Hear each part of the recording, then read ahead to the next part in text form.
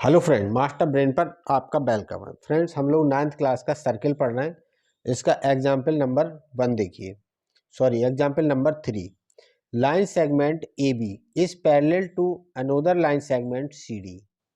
O is the mid point of A D so that आपको triangle A O B और triangle D O C इनको congruent prove करना है। ठीक है, और दूसरा आपको ओ ये बताना है कि ये mid point of B C है। ठीक है, तो देखिए इसमें जो भी हमें गिवन है हमने गिवन में पहले लिख लिया है। क्या क्या गिवन है, देखिए A B is parallel to C D, तो ए बी और सी डी पैरेलल है। देखिए यहाँ पर हमने फिगर भी बना रखा है, आप ये भी साथ साथ देखिए। देखिए आपको गिवन है कि ए बी और सी डी ये दोनों पैरेलल है, बिल्कुल। दूसरा आपको गिवन है कि O is the mid point of A D. जो ओ है ये हमारी साइड ए डी साइड का मिड पॉइंट है। देखिए कभी भी ये बात कही जाए कि किसी का मिड पॉइंट है तो मिड पॉइंट हमेशा उसके बिल्कुल सेंटर से पास करेगा किसी साइड के। तो ये पार्ट और ये पार्ट दोनों बराबर होते हैं, तो इसका मतलब ये होता है, अगर ये बात गिवन है कि O is the mid point of A D, इसका मतलब ए डी के दो पार्ट हैं, कौन कौन से, एक ये और एक ये।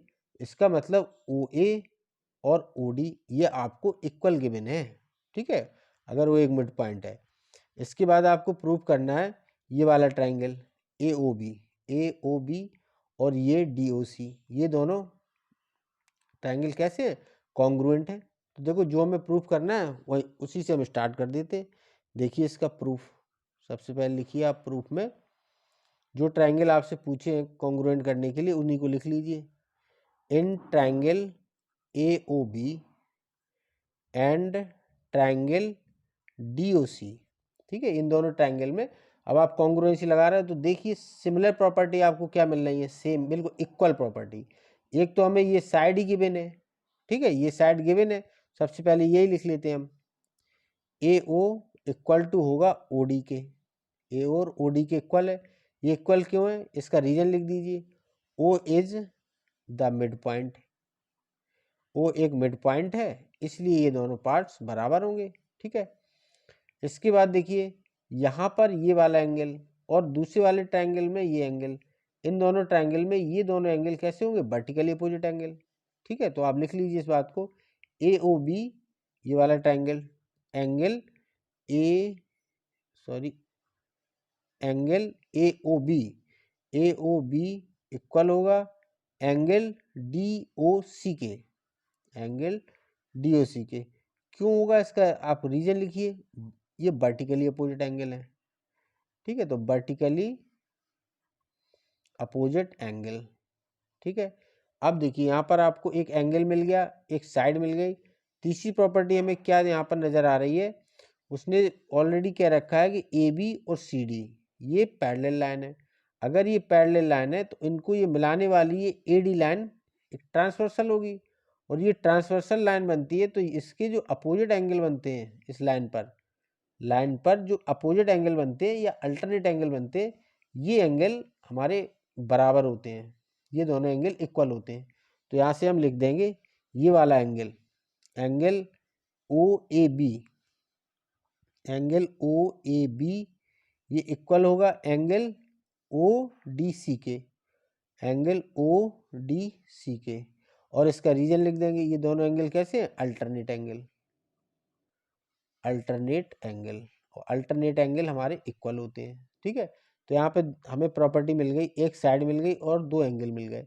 तो यहाँ पर आप कौन सा क्राइटेरिया लगा सकते हो कॉन्ग्रुएंसी का, देखिए एंगल साइड एंगल, ये एंगल साइड एंगल। ठीक है, तो हम इसमें लिख देंगे therefore triangle A O B is congruent to triangle D O C, और इसका रीजन लिख देंगे। कौन सा क्राइटेरिया यहाँ पर लगाया हमने, by angle side angle, congruence rule, angle by angle congruence rule से दोनों को कॉन्ग्रुएंट प्रूव कर दिए। अब देखिए हमें पता है दोनों ट्रायंगल में अगर मैं कितनी सॉरी दोनों ट्रायंगल में हम कॉन्ग्रुएंसी के लिए 6 प्रॉपर्टी यूज करते हैं। जो 3 प्रॉपर्टी आती है हमारी ट्रायंगल से और 3 प्रॉपर्टी हम यूज करते हैं साइड से। तो यहाँ पर अभी आपने कितनी प्रॉपर्टी यूज की, सिर्फ 3। तो जो 3 प्रॉपर्टी आपकी बची हुई है वो तीनों प्रॉपर्टी कैसी होंगी, अब बराबर। क्यों? क्योंकि दोनों ट्रायंगल को आपने कॉन्ग्रुएंट प्रूव कर दिया। ठीक है, तो अब कोई भी प्रॉपर्टी जो आपकी रिमेनिंग है उनको आप यूज कर सकते हो। अब आपको देखिए क्या प्रूव करना है। ये आपका फर्स्ट पार्ट तो यहाँ फिनिश हो गया, दूसरे पार्ट में हम उसका यूज करेंगे। देखिए सेकेंड पार्ट में कहा है कि O is the mid point of BC।